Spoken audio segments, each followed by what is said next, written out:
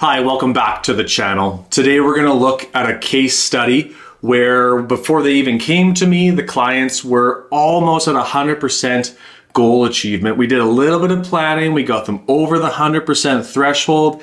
Then what we're going to do is we're going to look at it as if 20% of all the market value gets wiped out. Like some crazy person puts tariffs in place that ruins everyone's financial projections. And then we're going to take a look at just how drastic of measure we have to take to bring that plan back up to 100%. Let's get into it.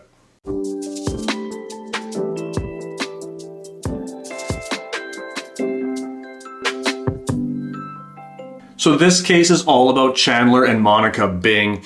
Each of them has a $400,000 RRSP and an $80,000 TFSA. They want to be spending about $7,000 per month in retirement, and that is inclusive of some of the travel and different things that they want to be doing. So it really covers everything that they need in retirement. If we look over here, we can see their base scenario before ever meeting me has a 96% goal achievement score, which is great. They're very, very close to perfect. In the recommended projection, after I did a little bit of financial planning work, we looked at CPP timing, we looked at withdrawal order, we looked at different things like that, I got them to 102%. And I'm not going to go into the details of that projection because the point of this video is to more look at what happens after there's a wipeout of equity like we've been seeing over the last couple of weeks. Before we go back to the software and look at the recommended scenario minus the 20% of a volatile market, I need to kind of throw a bit of an asterisk in here too, because I still have the really conservative return estimates in this projection, which is kind of handicapping this a little bit more, right? When there's market volatility, that means when it goes down, it's much more visceral, and when it goes back up, it can be much more visceral as well. So keeping it as conservative as I do is not really fair to Chandler and Monica, because eventually, maybe tomorrow, maybe 6 months from now, maybe a year from now, there will be a bounce back, or there should be a bounce back, and the markets should hopefully come back at a pretty good clip. So I am being a little bit unfair to them by doing it this way.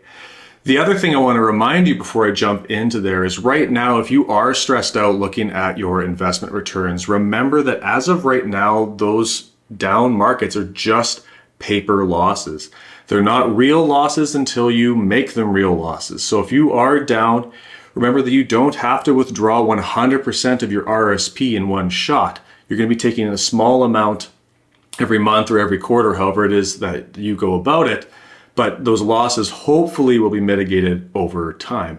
Anyways, back to the software.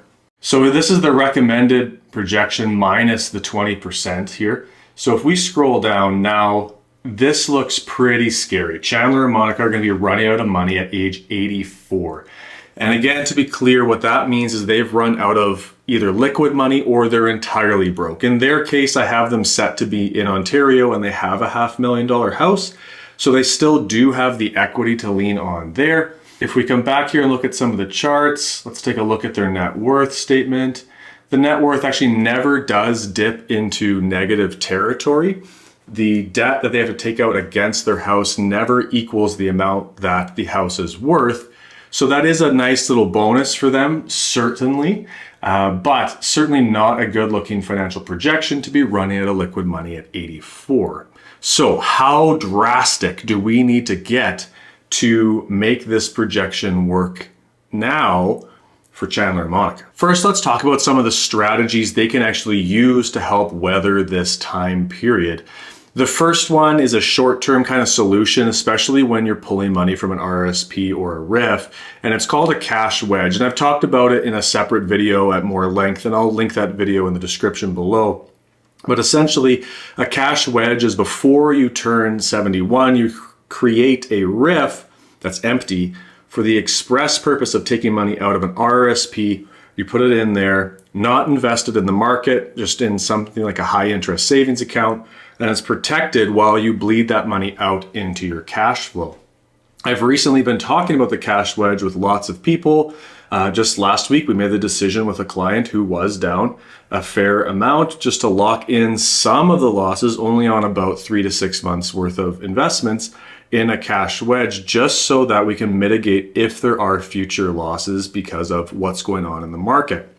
We decided that the pain of missing out on the growth on that $20,000 to $30,000, if markets go back up, that pain would be minimal compared to the pain of the entire amount going back down. So that's just part of one of the strategies you could be looking at. The other one, and this is a huge linchpin recommendation for a lot of people, and if you've watched my channel before, this will not come as a surprise, is to revisit spending. So that's what I did here with Chandler and Monica.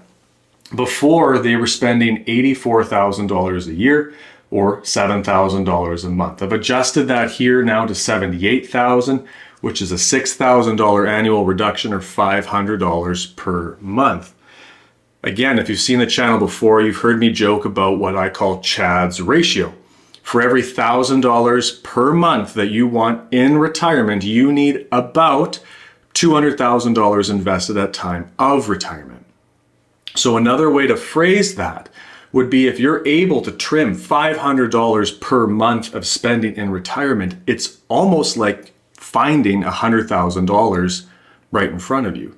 So for Chandler and Monica, if we make that adjustment, only $6,000 a year, we're not talking about cutting their spending in half. If I scroll all the way down to the bottom, there's no years highlighted in red, which means they don't run out of money. That's fantastic. Let's look at how their goal achievement looks. Before we adjusted the spending, it was at 92%. Shortfall started at age 84, if I remember correctly. Now with the adjusted spending, we're at 100%. So maybe for Chandler and Monica, or maybe for you, the adjusting of $500 per month is a great recommendation to carry all the way through retirement. Maybe you look at it and say, okay, in bad years where there's market volatility, I will adjust viscerally in that year. But then in years where it's good, I don't need to do the adjustment. Maybe that's how you approach it. But making sure that you're staying on top of where your money is going is critically important in retirement. And just a $500 a month adjustment makes that big of an impact for Chandler and Monica. So my real recommendations to them would probably be to find that savings anyways. And if the markets do in fact come back at some point, then they're going to be sitting at 110, 115% goal achievement, and they're going to be sitting pretty. If it's time for me to review your financial plan, there will be a link in the description down below that comes directly to me. Till next time, keep planning.